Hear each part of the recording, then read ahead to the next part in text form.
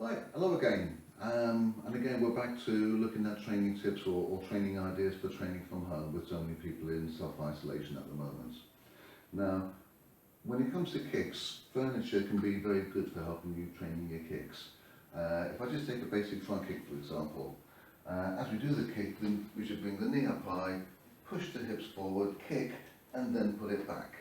Now, a common fault, particularly with lower grades, is just swinging the leg upwards, or sometimes they will get the kick going out nicely and then just drop it. Okay, so using a piece of furniture can help you overcome that. And this is not a speed or power exercise, so don't worry about doing this fast. This is about making sure you're engaging the correct muscle groups. That's what this exercise is about. Okay, so the idea is I'm going to do a front kick to the back of the chair and I'm just going to lightly touch it, which again forces me to have a bit more control. So if I just swing my leg up, I catch the seat. Okay, so the idea is I lift my knee high, okay, I push forward to make sure I clear the seat, just touch the back and back again. Now the other thing is, having touched the back, okay, if I just drop my foot down, again I catch the seat. So I lift, I make sure I clear the seat, just touch the back, okay, pushing my hips forward, and I pull back and make sure I clear the seat again before I put my foot down. Okay, this can also be done on the side with a side thrust kick, so again exactly the same principle. Okay, lift the knee, turn, just touch the back, back again and down. If I kick and I don't put my foot back properly, again I touch the seat. Okay, so the idea is to make sure you don't touch the seat.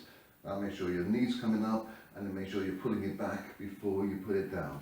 So again, up, turn, just touch, back and down again. Now, if you're quite flexible, okay, and a little seat like that's not good enough for you, again, turn the chair around, use the back of it. Okay, now when you're doing it, don't just put the foot over because that's not really much of an exercise. Try and go into around about knee deep to make sure that you're doing everything properly. Okay, so, okay. Now you can do this with chairs, you can do it with tables, you can do it with work surfaces, okay?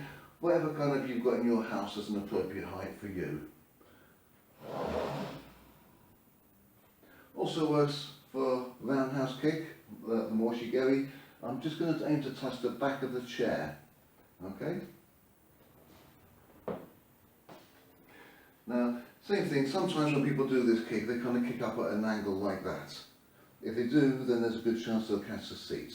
Okay? And also, when you've actually got something in front of you and you're doing it slowly, you can really see very, very clearly which angle you're kicking it at.